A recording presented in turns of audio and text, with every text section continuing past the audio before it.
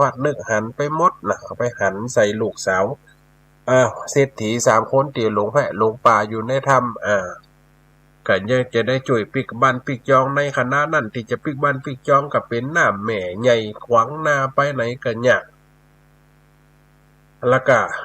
เอาการพักผ่อนหย่อนใจก่อนถ้าจะปิกก็จะปิกไปส่งอีหลอก็ถือว่าอู้เกี่ยวกันอยู่อู้เกี่ยวอยู่ขนาดที่อยู่ด้วยกันท่านในคืนหนึ่งอีพ่ออีแม่กี่พงเนาะปะใส่ป่าใหญ่ดงหนาป่าคาดงกว้างเป็นผีป่าผีปานลาดดงเนาะพงดงพงก่างพงซัดพงวอกกะเสาะหากินกำลังดังไฟหิงไฟกันอยู่หนังพอต่อไฟกำลังจะรับผีพงนั่นลาเอาแลนเอาแลนมาเผาโคตรกินดิบถึงจะนั่นอีละ3 คนนางนี่ก็กลัวโมโหจริงเนี่ยจะได้กัดเอาหน้าเขามุบเจ้าจันทคาไว้จะปักกำนาปากหนิมพิมพ์แต่ละคนคิ้งลูกหยอกหยอกก็อดเอาเห็นน่ะกัวผีพวกก็ลงฟงดงหันที่ว่ามานั่งหิงไผผีเนี่ยเอาแลมาเผา2 หน้า2 ตาเห็นนอนแฝะนอนป่าเนาะเล่าถึงหั่นอีพ่อยแม่จะช่วย3 นางปิกบ้านปิกจองใดก็จะได้เป็นเมียจะได้เป็นมเหสีก็วันหน้าเฮาก็ฟังกันต่อไปเนาะนางสาวนั่นเขานอนตัวยเจ้าจันทคานอนตีปืนก็ไหม้ดังไฟอยู่ในขณะนั้นก็หันผีหันสางเนาะหันผีหันสางเล่ากันไปเนาะ4 คนนอนตัวยตีหันตีกองไฟ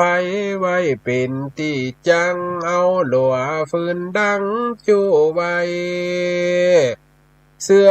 มีมาหันหือมันลีค่ายอย่ามาตีไกลเล่านอนกลัวสะตานในคืนเจียนจรลาบบ่เป็นนอน3 นางนั่งให้ปืด1 ผีโพงซ้ำมาเข้าไก่มันหันแสงไฟเหลืองลุกเอาแลนตัวลวงกำมาสนสุกเผาจีไม่เต่าไฟมันกัดกินแล้วอิ่มตามเปิ้งใจนั่งอยู่เตาไฟกินแลนอยู่หันโอ้ผีโพงเอาแลนมาเผากินดิบเจ้าจันตาคาแต่งนิ่มต้นมันแต่งทาลิทำบ่รู้3 นางสาวปอคดขับดูคนเหยียกลูตั้งชิงกลัวตายเจนล้ำบ่ตวงบ่ติงล้นเข้ามาอิงเปิงเต้ามีหัน3 นางสาวล่อเข้าเพื่อฟันกอดเกี่ยวปันนองนาวลังคนนั่งตักลังคนหัดห้าวลามลูกเจ้าองค์บุญวันกอดไว้พาลุ่นพาจุนเอาตัวเข้าหนุนบ่วางเสียใดอยากเขาเป็นละอ่อนคนเท่าจุเนี่ยกันเนาะระวังผีเด้อผีหลอกปั๊บกินข้าวกินข้าวแรงเด้อผีตาแสงมันหลอกกินข้าวละแอวแรงนี่นะเพิ่นว่าคนใดนอนตั้งกลางผีตาล้างมันหลอกอย่าโคตรกัน3 คนปีน้องให้กันเกี่ยวลูกกันนอนตั้งกลางอยู่2 คนมันนอนตั้งกลางจะได้นอนศูนย์พ่อศูนย์แม่ศูนย์พ่ออุ้ยแม่อุ้ยเนาะเป็นละอ่อนเท่าอันลูกคนอู้เฮาฟังกับผัวอย่างกับเจ้าจันทคาเนี่ยนะบ่วางเสียใดตูกลัวแมงสั่งมันมาตีไก่นั่งขวางเตาไฟเถิงเนื่องเอาแลนมากินอยู่หันกาบยึงตูขอเปิ่งเจ้าจีวังจันตะคาเต้าว่าข้าบ่หันมันข่าวกาดำใหญ่กะว่าน้อยนางตั้ง3 ไข่สารเหล่าถ้อย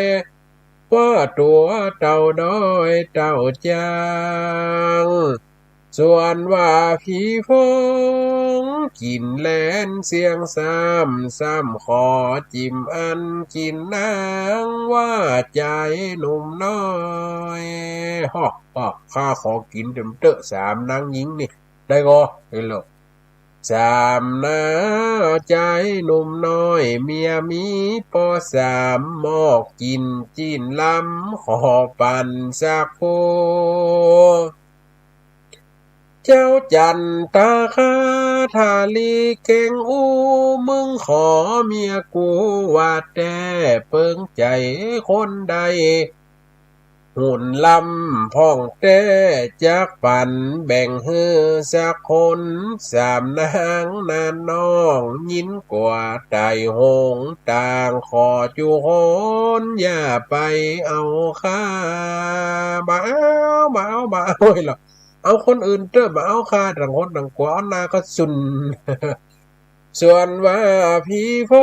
งหวังสมน้ำหน้ามันย่องเข้ามาตีนจักเจ้าจันตาขาปากจ่าจงสัตว์ว่ากูบ่เฮือสักคนจักเอาดาบติบโดยมือของตนจักตัดคอฟงอย่าเข้ามาใกล้พงกว่าตายหนีไปบอกไกลเข้ากลางดงไฟป่าจ้างจันตากาเลเวลาโลดล้าน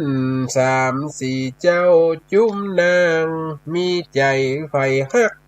โดยความสงสารสามนงนางป้าใสต้านทอยว่าเจทาเฮยปีแปงคาคอยได้สุขกับบุญลำล้นขอเมื่อส่งตูเฮือใดหลอดป้นดงด่านกว้างหน้าไหลพ่อแม่ข้าน้องอยู่ห้องเมืองไกลขอปอดดูไปถือถึงหลอดห้องขอเด้อเก้าขอซิมขอแต่เจ้าปีไปส่งน้องเด้อเมืองสังกัดซะปุ่นเนอเมืองสังกัดซาเป็นที่ใจของจักมีท่านใดบ่รู้ขอเจ้าอินดูจุ้มตูหมูจูก้อยกินและโอกันไปจันตาคาเต้าคุณนาในใจว่าไปก็ไปและหัวใจข้าคือส่วนตัวได้ปาดภาคหน้ามาป้าสามนางกูซ่อนคืดหลอดใจก็เหมือนใจน้องเป็นคนปากห้องไก่เมืองกันแผ่วลอดแล้วปัวนางเข่าเยืองเมื่ออยู่ไกลเมืองว่าแป้งปีมันนี่หลวงย้ำกวดตายว่าเฮ้ยนี่นะกลัวว่าไปส่งบ้านนะเปิ่นจะจังเฮาจ้า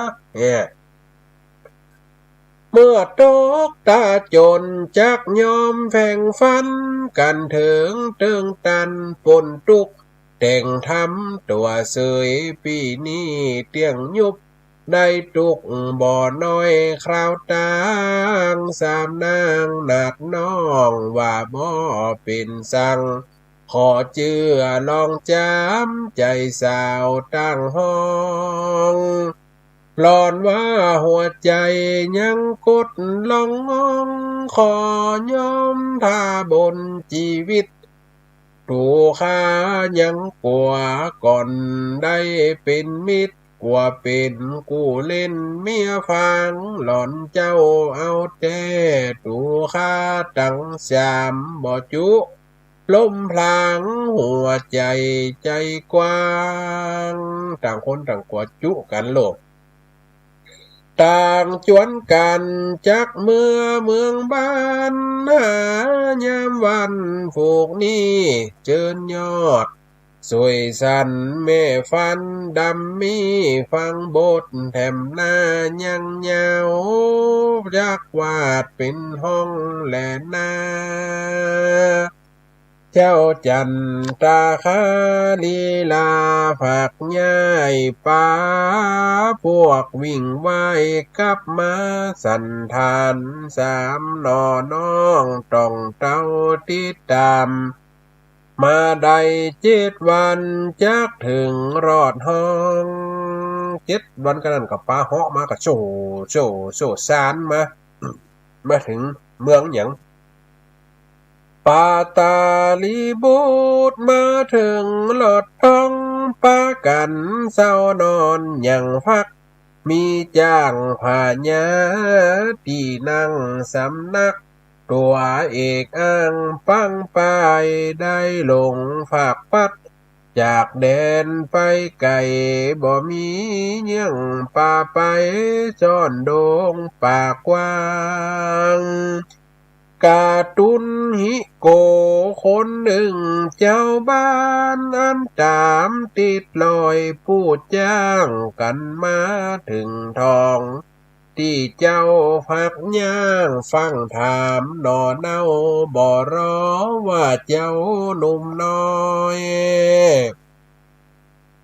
จังดูเมื่อหมอจังก่อจานอขอถามจิมเจ้าเราไปถึงบ้านท่านหนึ่งกับมีคนช่วยหาจ้างมันหายก็เลยไปถามไอ้ล่าไอ้น้องมึงเป็นหมอเมียหมอต้อยกำปอขอถามจิมเจ้อไอ้เลิศชวนจันตาค่าก่อนนับ7เข้าลงลายมืออันนับว่าจ้างผ่าญาบ่ใจไฟลัก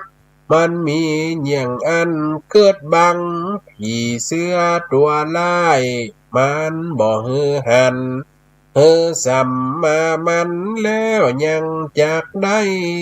ไปสู่มามันเหียผีเสี้ยวห้วยมันเกิดไว้หันบังตามฮือหันคนเป็นร้อยวิศอกกระตึ้มปะในบ้านก็จำกำเจ้าบอกให้เล่าแต่งขันไปน้อมนบขอสัมมาผีเ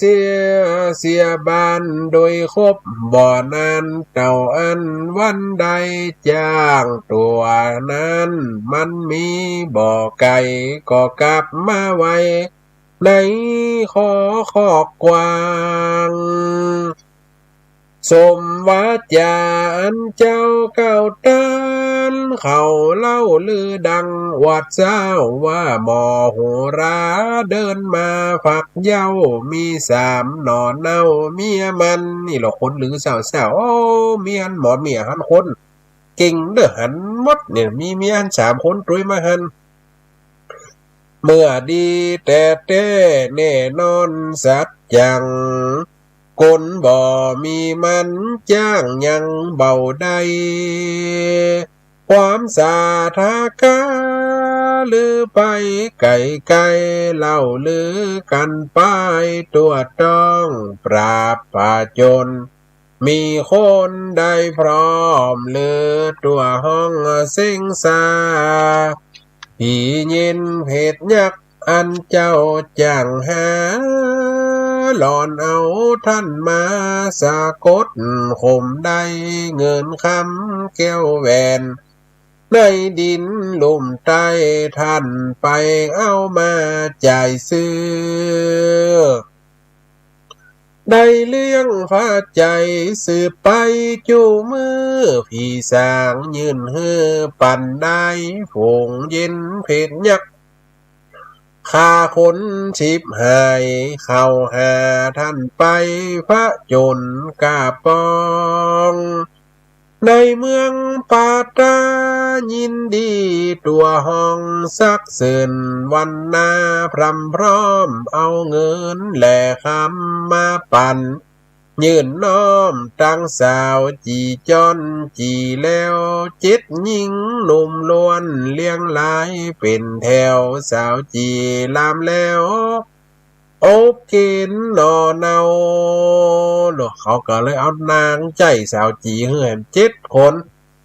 ท่านก็รับเอาแล้วคืนส่งเจ้าตั้งสาว7 คนและทรัพย์ข้าบ่อพระสงฆ์ผาโยจะนับพอจักไต่เต้าเดินดอนแต่ข้าใครหูหนทางเดินจรสังกานาครหนทางสู่บ้านจะไปหาหนทางอย่างเดียวส่วนสาว7 นางบอกทางที่ท่านหนแดนดันรัญญะว่าเฮือไปหนทางป่าสิมมะที่บอกเจ้าตั้งไปแล้วตั้งอยากล้ำตัวข้าหน้าใจเป็นพนมไพรภูเขาใหญ่กว้างมันมีสปาเนอร์เสือสิงสางยักเย็นมีหันตั้งผีงัวแดงแรดจ้างกันเป็นใจตูจักไปตักน้ำบ่มีขีดคันด้อยบังจันตะคาเต้าว่าบ่เป็นสังบ่กลัวหมอกทางป่าไม้สัตว์กาลมวิสัยในใจแห่งข้าบ่กลัวมันนาป่าจางพี่ยงยินกว่าหนทางจ้องน้ำบ่ถามผู้อันไปมาเกิดลอดล่วงแล้วลาบเก้านักหนาได้เตียวหน้าวาสะเป่าแตกเล่มไปตั้งป่าในตื้มกวดจิตดอยเช้าเขากระตื้มจะไปแต่ไปตั้งน้ำตื้มเอากว่าขนาดนักเมื่อข้างหนที่สะเป่าคาเตกเมียข้ายังซ่อหามได้กำเดียวดิอ๋อเกิดแล้วก็น้ำตาไหลครับล่ะเจ้าจันทคาน่ะเกิดหาเมียเก่าเฮานึกใจหวนมันจังหุ่มสมจมฟ้าวอยก่อนนั้นสาว7 นางบอกทางที่จันแล้วเตียวสอดดันตามแนวพอหนลัญญาดอยเหงาเป็นแถวตามจ้องแนวภูเขาเหล่าไล่เบิดจอยขึ้นเหนือเบิดจอยหล่องใต้ข้าวัดปอกไปบุญปะดันไปหาหนป่าสิมมะไก่ยากด้วยด้อยจันลางตีก่อจริงป่าแน่นอุกกันเป็นผาจ่อจันน้ำตกตาตองไล่ออกหูฟ้าเสียงดังซองที่เป็นหาดของใหญ่น้อยแห่หินฝ่าขาวดังดำฝักฟ้อยไม่ใหญ่น้อยสูงยงลูกค้าต้นไม้จนป้อเป็นคนกูดกล้องปล่อยลมเท่าวันดอกเอียงดอกป่าไม้พอเป็นขนเอากงยิงป้อมหลอดแต่ถนนพักกูดกล้องออกเต็มเถาดอกเอียงกับมาหลามเก่าเย็นเนี่ยป่าหิมาลัยเนี่ยเนาะ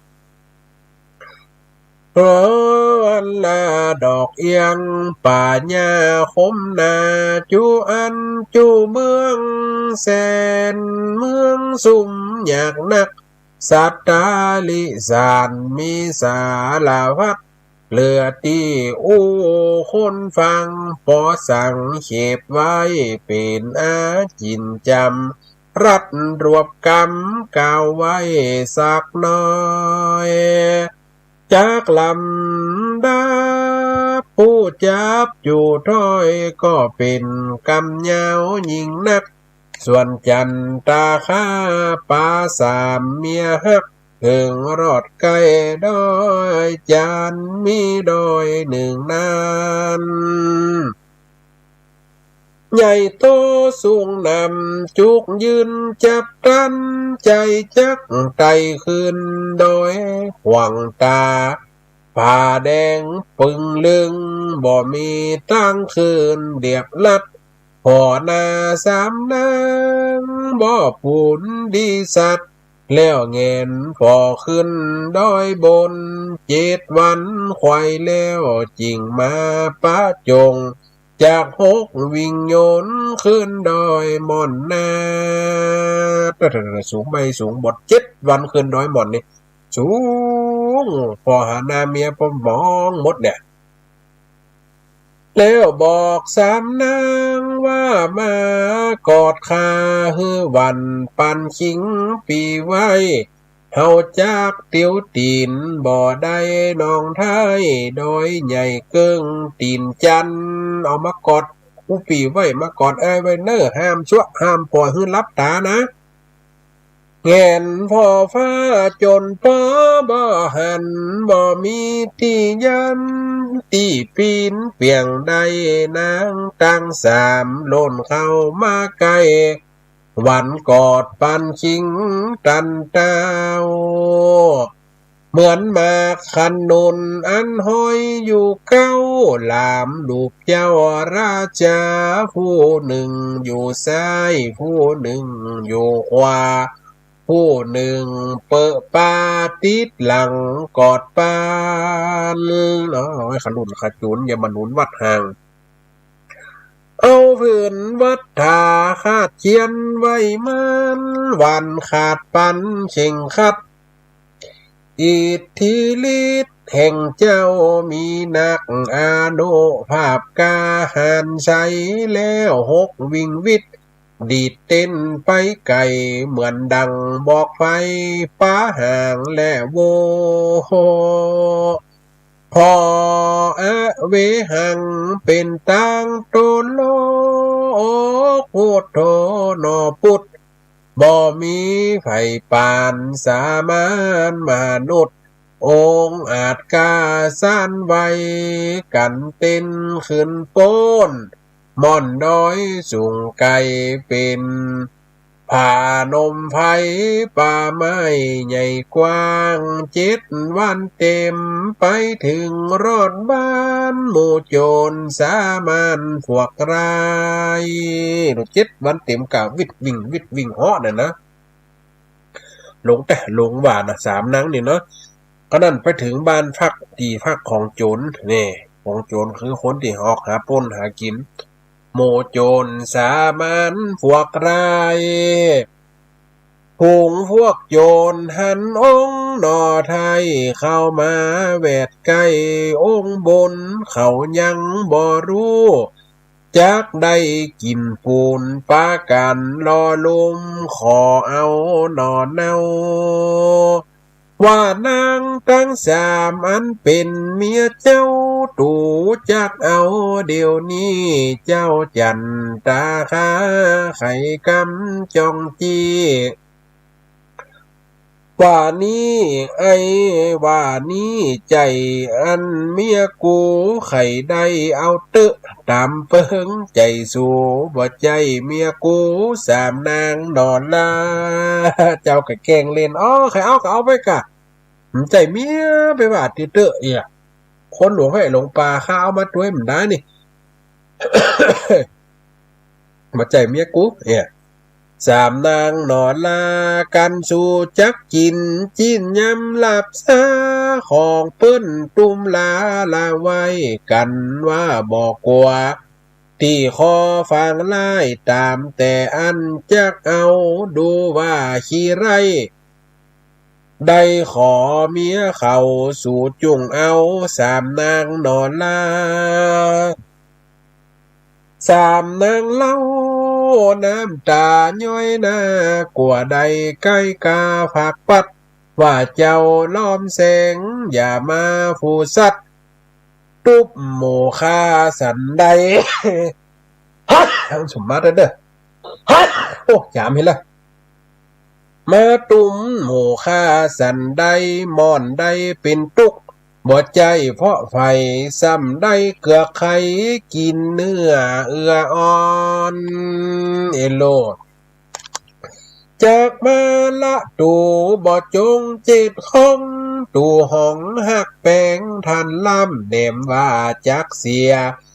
แคว้นดีอย่างนั้นบ่นากล่าวอ้างเย้าไปเจ้ากุมมารน้อยตอบถอยลองใจเนี่ยเหมือนงัวควายล่ามไว้แหล่งมันแต่เป็นร้องใจเมียมได้มัดทีเดียวเนี่ยกัวมันกันหลอนมันยังมันยังย้ายอยู่ตั้งกินหญ้าเขียวใบไม้ใจสอบโดยแขมบงกันเจ้าน้องรักบ่อยู่โดยโจรใจซื่อตรงหักแปงตัวข้าคนตั้งไก่ยังแถมไปนะเป็นคงกาแม่น้ำโยงปากันมาเฮือเสียงซ้ำเราจักวิ่งข้ามสาครถ้าว่าฮักแต่คือไปอยู่ด้วยโจรก็ได้ทำฮักกูกับไปอยู่พุ่นเตอะปะเลออย่างถ้าว่าฮักกูปีแต่ก็มากอดนี่จะป้าวิ่งฮะมั้งเจ้าวิ่งข้ามสาครฮือกอดปีไหวอย่ามาถ่ายทอนหลอนเสียตกยอมบ่โป้นฝั่งกามกุ้งตายเป็นจริงปุ่นใดปุ่นอันบ่หวังเป็นคนแลน้องจงปากันกอดปันปีพร้อมวันกอดอ้อมแข็งแรงแนวซุกเกือบติดสัตว์มีดกันแสงแก้วลูกแป้งอมไว้ปากเจ้าเหมือนมักกาโตอันปาลูกเต้าเป่าโดดไปวิ่งวิทสาการโรนากวางมามิบเป่าวิ่งข้ามกำเดียวหมู่โจร500พอตุยสุดปิวว่ากลัวกำเดียวเจ้านี่เก่งกาเจ้า4 คนกันปนฝ่ายหน้าเดินตามมักกาป่าไม้7 วันไปถึงเขตแดนยักร้ายใจเกียดกากินคนนางยักร้ายหันหน้าชอบกลตะแลงเป็นคนมาจากปากตานโดดไปถึงเมืองยักนางยักหันใส่เจ้าดีรอเหลางามเลิงตะแลงเป็นคนเห็นโลกเนี่ยนี่อย่ามาอ่านลายใหม่เจ้าเอาเจ้าจัดราคาหันหน้าชอบกลตะแลงเป็นคนมาจากปากตานเป็นไอ้ยักกาพูดจาจนจำว่าหลาน4 คนหนุ่มน้อยลุกที่ไหนมาหน้าตาชื่นจ้อยเป็นเด็กหนุ่มน้อยตั้งมวลได้ข้ามแม่น้ำป่าจ้างตั้งหลวงภูเขาเหยาปวงทะลุบูดานเจ้าหลานอยู่ในเมืองใดหมู่บ้านจากไปทั้งใดต่อนั้นสายสุริยาและลงคำลำหวนโจจอดจังนอนเศร้ายุดยังพักมันให้เงานอนกับเฮากับตัวแม่ป้าเราแถลงมาเป็นคนยุเปิ่นนอนตัวจะกินเปิ่นนางทั้ง3เจยจมจื่นหน้าหวังเป็นคนดีเตียงแต่เนี่ยคนสมัยเดียวกันยังมีคนสมัยก่อนก็มีโลกเนี่ยหลอกคนกินคนเจ้าจันตาคาเป็นผู้เกิดเฮนั่นบ่ใจแลเจ้าคนย่านี่เป็นยักษ์มันแถลงตนเฮา4 คนมันจากคำคาสะใจมาโวยจากไปตั้งหน้ารีบเลี้ยวไว้เฝ้าฟักนางตั้ง3ดมอวมยักว่าขออย่างนี้สักข่าวทะลิว่าฟอมข้าอ่อนเน็ดหนาวผู้หนึ่งว่าเมาเจ็บหัวมวยไข้ ผู้หนึ่งว่าหิวข้าไปบ่ได้ขอนอนในตีนี้เพิ่นห้ามฟังนะ3 คนนี่ก็พร้อมมัน เจ้าจันตาข้าตักเตือนเก่าจี3 นางนอนเน่าแห่ฟังบอกแล้วบอกลืมว่าบ่เป็นสังบอก10 20 กรรมก็เถียงตอบเจ้าแถมเบิดเดียวปู่ยักษ์ตัวเท่าอันเป็นผัวมันอย่ายักไปเสาะหากินมาเติงตีพักมันได้สากอันโซบคนเด้อขนาดหัวหยักอย่างมาตึงตั้งตึงตั้งแบกซุบคนหรอกเด้อมันได้สากอันโซบคนแบกมาขวางไว้ไก่ปองอนปนเป็นผีตายคนมาวาง2 หน้านางตั้ง3เขือบยักเป็นบ้าใจเพตากาดก้อยปู่ยักษ์เหลียวถามว่าเอ้าหลานหนุ่มน้อยลูกหนแห่งห้องได้มา3 นางหมู่นั้นบอดจ้างตอบจาเกือบมอหลันนาล้มตายตีหันหันยักหลวงเขียวเหยาวบอดสันขนคิงดำอยากลุกหล่นเข้าไปวันองค์เจ้านอพุทธจำรีบเจ้าไปจันตาข้าเจ้าเป็นผู้จะใครตอบยักจังไรหลายกรรมที่ถ้อยว่าตูข้าลงมาไก่บ่อนน้อยหลายวันเมินหมักนักเสียจอดเวลามาขอนอนพักกับปู่ย่านี่สักยามนี่แหละจากรีบไปเตอะกลัวเป็นเหตุการณ์ฟ้องก็เจ็บค้างเป็นมุยเป็นใครจะมาขอนอนด้วยปู่เนี่ยมาขอนอนด้วยปู่ยักษ์เนี่ยอย่างยักษ์เนี่ยเมียคาก้าปวดว่าเจ็บหัวเจ็บไข้ยหมูมันจะนอนขอนอนที่นี่น่ะชวนไปกำไปชวนหนีกำนี้เดี๋ยวจะขอนอนเนี่ยนะนางทั้ง3ก็อุ้มหน้าอุ้มตาบายบ่เอาบ่นอนบ่อยู่บ่เอาติ๊กอันนี้แต่ตะกี้เพิ่นว่ามันเป็นเมืองยักษ์ฟังเดี๋ยวนี้เข้าใจหักยามคอนเตอร์กว่าเป็นการฟ้องเจ็บฟ้องข้างเจ็บเป็นมวยไข้ฟ้องก่ออิดหิวจักไปบ่ได้บ่จ้างยาใดมืดล่านาง3 คนใส่หดยาวกัวจอมเจ้าปานอนจิงยอยืนยก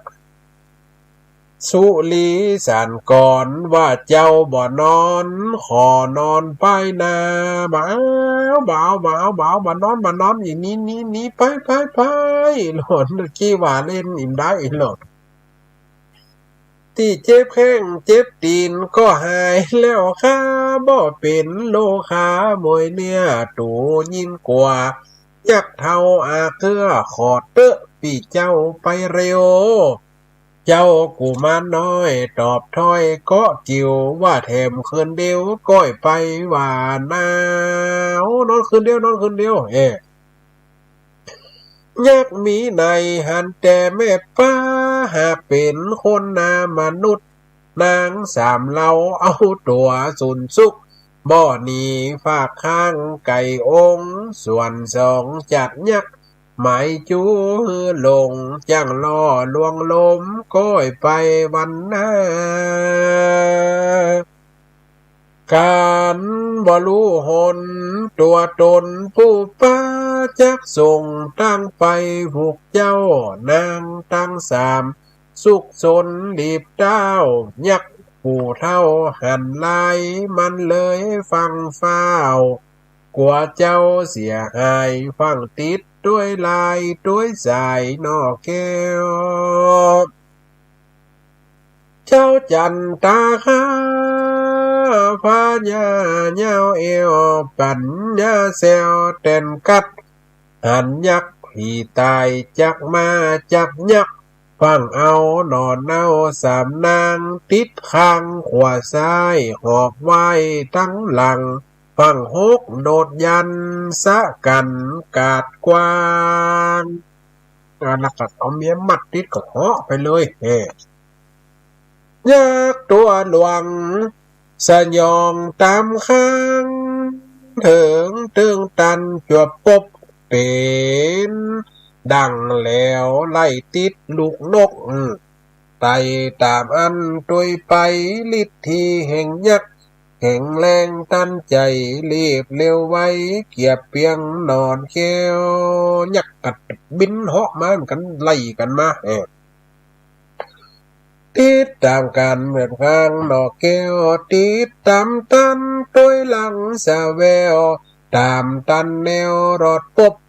ยักษ์เปียตีนนางหนึ่งสัตตุกหือเกียบตกตีหันตั้งมวนจันตะคาเต้าใจหาวบุญหลวงเล็งหันกระบวนขอมันยักเท่าทอดกายจิตกันใจของเจ้ายกย่อฟันแกว่งปัดวาดคืนหลังจับคอเมนตัดปานท่านปาดอันบุกบอนกาญาปูยักพุดลงเป็นตอนมิ่งเมื่อมอนชีวิตขาดความเจ้าสี่คนจากปนจากหันปากันย่อยันไปฟักป้ายจอมเขาหนึ่งหันมวนนักพักแม่อันนอนดินหันน้ำบอดติบออกหน้าฝ่าหินใส่เจียงจินวันหน้าดังแก้วคนใดได้กินมีตัวผ่านแพ้วสาวงามเล่า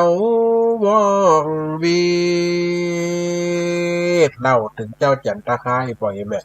ป้ายจากโจรป้ายจากยักษ์ป้ายไปมาก็เอาเมียติดข้างเป็นขลุ่นขจุนเพราะว่า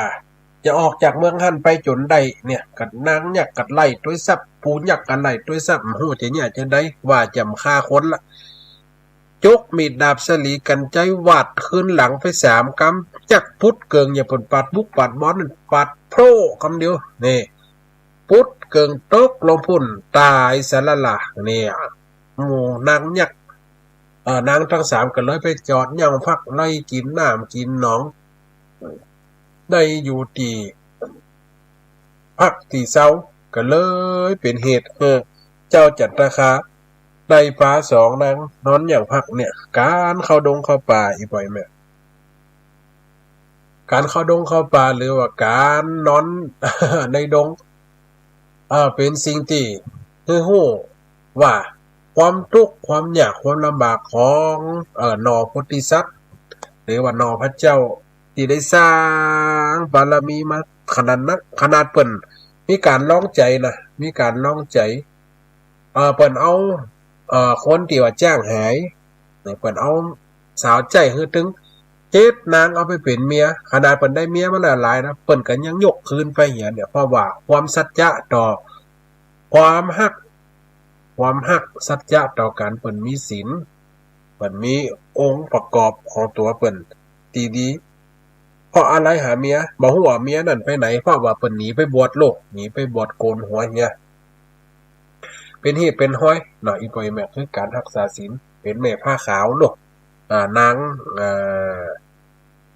เมียคนเก่าเนาะที่ได้ช่วยชีวิตมาเนาะอีปอยแม่ได้ฟังเนาะ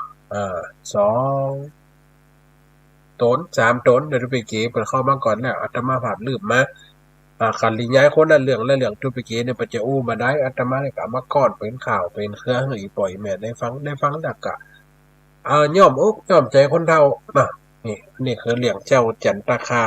ลำดับถึงว่าไปช่วยลูกเศรษฐีหลงว่าข้ามแพะข้ามป่าข้ามดอยไปเดี๋ยวโอกาสหน้าก็ติดหน้าเนาะติดหน้าเราจะได้ฟังกันต่อไปเป็นตอนไปนะก็ยังเป็นละคร อย่างละครการเมืองหน่อยอีกบ่แม่นละครบอกเก่าอันนี้คือเป็นลิย้ายธรรมถ้าเป็นตั้งธรรมก็เป็นพวกอันนี้เป็นพวกอันนี้ก็เป็นตอนไป เป็นตอนเป็นบทไปหน่อยปล่อยแม่เนาะได้ฟังเนาะไปจะโทรเข้ามาทางใดฝนตกของญาติทางใดรายงานตัวทางใดอากาศเป็นจะได้ฟ้องนะจะโทรมาทักมาทายกันได้นำมาว่ากันเลยปล่อยแม่เนาะเวลาเหลือ9 นาทีเนาะ9 นาทีเป็นการรับฟังรายการเที่ยทำกำข่าวนะสาธุสายแรกโยมแม่วินเสริมงามฝนตกก็โยมแม่เจ้ากับภาษาพระอาจารย์ฝนตกก็แม่ต้องเสริมงามเจ้าตกเนาะพระอาจารย์ต้องกันเลยแม่แหละเจ้ารักษาสุขภาพได้เลยแม่เนอะเจ้าจัดหมอนเนาะพระอาจารย์จัดราคาในหมอนกาสาธุแม่สาธุเนอะเจ้าสาธุวันนี้เพิ่นหาจะลิงก์ไปทั้งคืนสีขาวหรือเปล่าสาธุโยมแม่เจ้าวันนี้ถ้าจะลิงก์ไปทั้งคืนสีขาวหันโยมแม่นี่สันซ้ายเข้ามาสาธุเนาะแม่เนาะเจ้า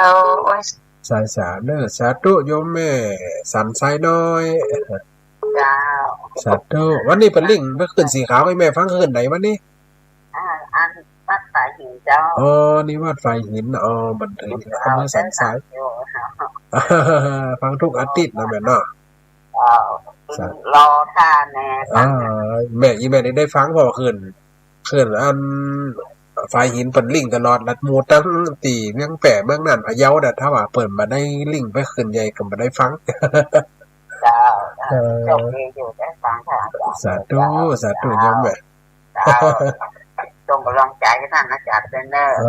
สาธุแม่สาธุเด้อจากนักปราชญ์เจ้าสาธุ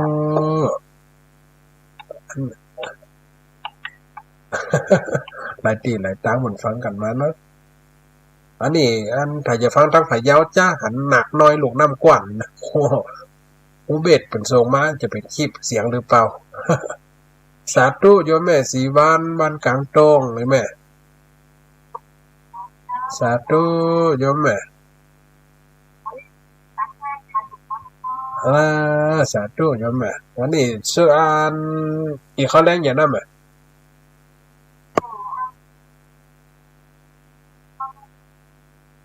กินเขากินนึงกินโมนี่ได้ละไม่ละเดียวละระวังกันนะแม่เนาะวันนี้ตะกี้ตกตึกใต้บ้านเอาแม่พอเตียกับตกอยู่นะบ้านหนูมันจะหมืดมาได้กับตกสาธุนะโยมแม่เนอะพระอาจารย์สาธุสาธุสาธุโยมแม่สาธุกำลังใจให้เจ้าเด้อสาธุเช่นกันแม่เนอะรักษาสุขภาพให้ดีเนอะอาจารย์ก็เหมือนกันเจ้าสาธุรักษาสุขภาพดีๆเจ้าสาธุสาธุเจ้าสาธุเจริญพรวันนี้ไปกินสลากก็วันนี้ไปเอาสลากก็ไปเตียกกัน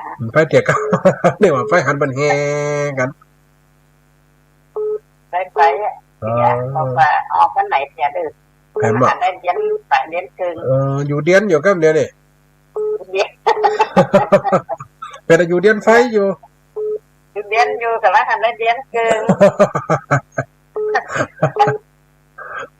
แต่ใครเข้าปั้นขันปั้นแจ้งกองหานี่ถ้ามีวิทยุมีมือถือนี่อีแต่ย้ายมันงอมนะมันงอมต้นมีอันนี้นะมันงอมจะไปอยู่จนได้นั่นเนาะนอนหนังมันปั้นไก่นะย้ายแต่นะแม่น่ะปั้นไก่นั่นเนาะสาธุนะยมแม่เด้อแต่วันปีเก๋พูดใช่วะเขาคิดตัวเร็วเร็วว่ะก่อนไปหันยังเขากะอิดสาธุยมแม่เด้อเจ้าแม่เป็นกำลังใจเด้อก่อนนี้นะเจ้านี่นะสาธุเจ้าเป็นกำลังใจสาธุก่อนไปหันยังเขากะอิด สาธุเจริญพรตั้งหน้าเจ้ฝนตกก็แม่พอตั้งหน้าเจ้ฝนตกก็อันนี้ตาโทกกะนี่แหมอันนี้ตาโทกยมแม่น้อยนะนี่เนาะสายมันซ่อนกันใช่ไหมสายมันซ่อนกันเนาะเบอร์โทรใกล้กันโมนี่นะวันนี้ทาโทกฝนไม่โทกเหรออันนี้ฝนตกก็มันตาโทกวันนี้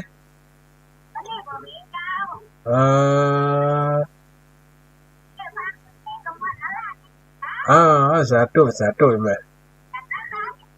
โอ้มันมีหลายรสชาติแม่เข้าแฝะเข้าป่าไปหบไปหลงเฮียหลงสะเปาแตกมันหลายนี่นะมันเป็นเรื่องยาวแม่สาธุเนอะสาธุโยมแม่สาธุสาธุสาธุอันนี้เสียงโยมแม่น้อยนะเสียงโยมแม่น้อยมันกะสาธุโยมแม่เทียนสาธุตั้งแม่ท่าแล้วฝนตกก็แม่ตุ้มขึ้นมาได้เจ้าแบบนี้มาตกปิดเจ้าคืมนะนี่ตะกี้สัตว์ไปละหาไตนี่แล้วกับเนื้อหันตั้งเนี้ยหมึกทำอ่ะที่บ้านอาจารย์ตัวตกด้วยกระเจ้ามันตกมาตั้งเฮาเห็นนะตั้งเด็กมาตกแต่ว่ากับมาตกวันนี้ก็ขึ้นมาได้เจ้าวันนี้โปรดเจ้าแต่ว่ากับตกแต่ว่าไปหับรางวัลมากับสีดินเปี้ยอยู่แต่ว่าไปหับรางวัลที่เชียงใหม่มั้ยกระเจ้าอาจารย์นะเจ้าแล้วเรียนดีหมดเลยอะไรเจ้าโยมแม่ฟังกินข้าวลูกบ่าวไว้ที่พ่อจะแห้งไว้แม่ฟังตู้นี่เนี่ยลูกบ่าวพอทีวีจะได้บวชเจ้าแบ่งคนตีคนตั้งเนาะของเราอ่อนคนแก่เจ้าเป็นเด็กกำลังใจพระอาจารย์นะเจ้าสาธุสาธุจะไปศาลเจ้าพระอาจารย์สาธุโยมแม่สาธุโยมแม่สมบูรณ์มันไรสาธุโยมแม่วันต่อไปเป็นคนต่อไปแล้วเนาะนั่นน่ะได้โทรมาเมื่อน่ะเนาะแต่ได้คานแบบเป็นแถวแถวนะเนาะเสร็จข่าวจันทคานหนึ่งนะครับแต่ก่อนอ่านข่าวเนี่ยหลบกับจ่างตัวหัวตัวหางมีคำเดียวมันมีไม่ฮอดเดียวมันมีขายเพราะว่าต้องมาพิมพ์คนเดียวมาแต่งคนเดียวมันเดี๋ยวมันมีเหมือนแต่ละร้านเดียวนะมันมีแหละตอนอ่านอย่างนี้ที่ขายหลังประเทืองลาดประเทืองน่ะประเทืองนี่ขนาดนักแต่ก่อนนะอันกับไว้งั้นเป็นเปลื่อนป้อยหางอย่างนั้นแม่เย็นเนี่ยนะเพิ่งขนาดนักอ่ะสาธุได้โยมแม่นะตอนปัญหาไปนอนเป็นเปลื่อนกันเนาะแม่ละบ้านเฮาก็มีอยู่กันบ้านเฮาก็มีอยู่บ้านเขาเคยบอกใครมีแหละมีมาในเวียงนี่บ่ใครมีแหละเพราะว่าเพิ่นก็เดี๋ยวมันมีหัวให้หัวมันเนาะเขาไม่บอกมันเสียกับแต่นอนกันเนี่ยเขาก็มาถึงแนวหาเป็นพวกอย่างสาธุโยมแม่นะเวลามันจะหมดน่ะแม่นะเจ้าผมตกเอาอ่ะตกตะกี้มั้ยตกตะกี้น่ะมาตกอ่ะบ้านจะได้ให้คิ้วหมกเป็นที่ร้ายสาธุแม่นะเจ้าโยมแม่สมบูรณ์